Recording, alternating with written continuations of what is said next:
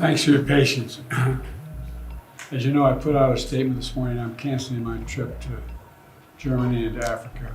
I'm going to try to work those out later, but I just don't think I can be out of the country at this time. Number one. Number two, we're going to stay focused on what's ahead of us right now. I've been briefed by the senior leaders of this administration and who are driving up preparedness for Hurricane Milton, which could be one of the worst storms in 100 years in Florida, and continued efforts on Hurricane Helene. I've directed this team to do everything it can to save lives and our communities, help our communities before, during, and after these extreme weather events, and that's being done. That's being done. I've spoken to all the political leaders in the region, some of them more than once, and I've told them anything they ask for they can get. We've given, and we've gotten overwhelming response, positive response from everyone from the governors of Florida up to North Carolina.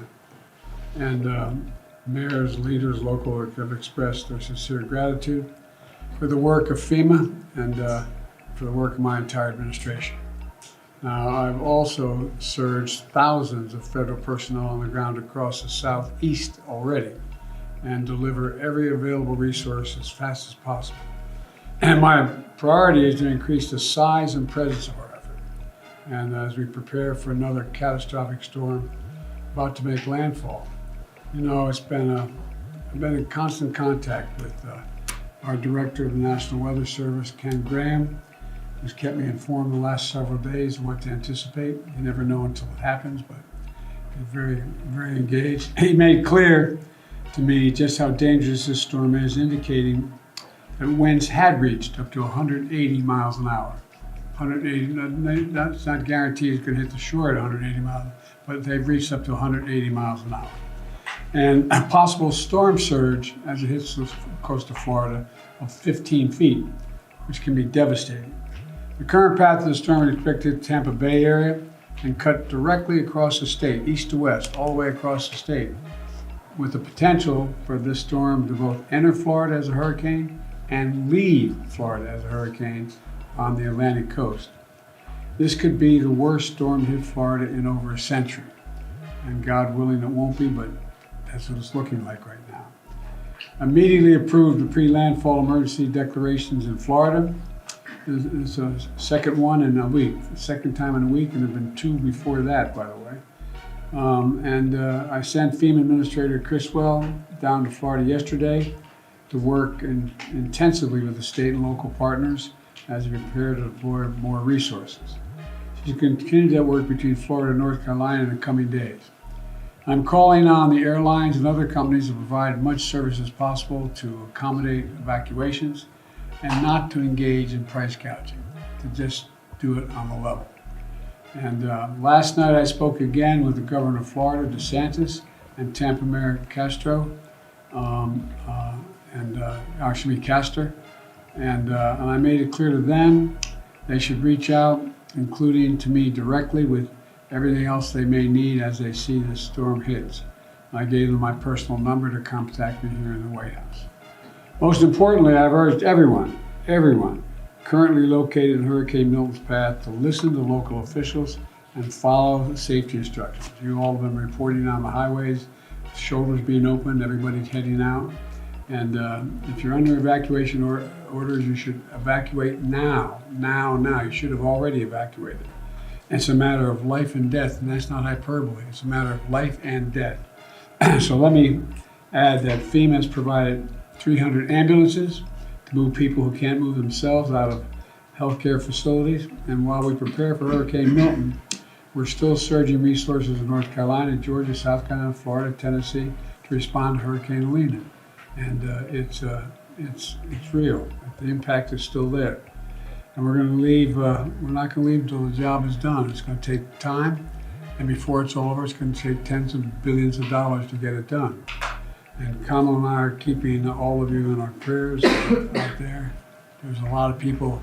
The good news is, just before we called you in, I received information that the number of missing persons has been significantly reduced, lost from the first hurricane, but we'll have more information on that later. So that's the situation, and we're not going to leave till the job is finished. It's going to take a while. Sir, what's the risk of political figures sharing misinformation during this time? The past's prologue is real, but the fact of the matter is, I think we have, I've been able to contact all the governors. They are sticking up for what they've asked for. They're pointing out that they're satisfied with everything they're getting. But I can't speak for others on the internet. And I mean, just, look,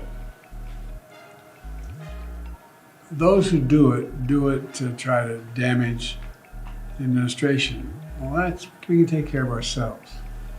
But it misleads people. It puts people in circumstances where they panic, where they're really, really, really worried. They think we're not being taken care of.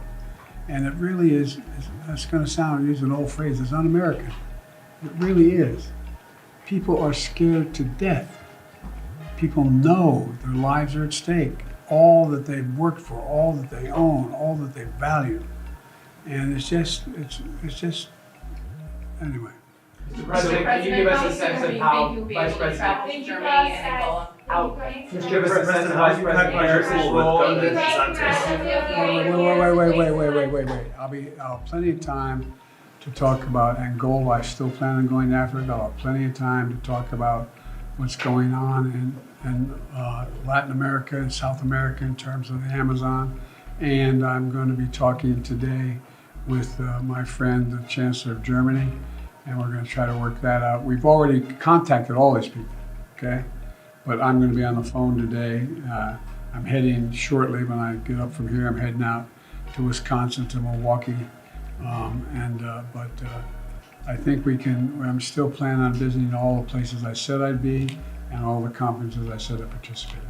Mr. President, what's your relationship like, Mr. President, with the governor of Florida, who's cooperating as far as everything that you would like to do with Hurricane Milton? The governor of Florida has been cooperative. He said he's gotten all that he needs. I talked to him again yesterday, and I said, I said, no, you're doing a great job. It's all being done well. We thank you for it.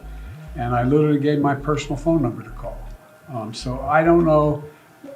There was a rough start in some places, but every governor from Florida to North Carolina has been fully cooperative and supportive and acknowledged what this team is doing. And they're doing an incredible job. But we got a lot more to do. So thank you.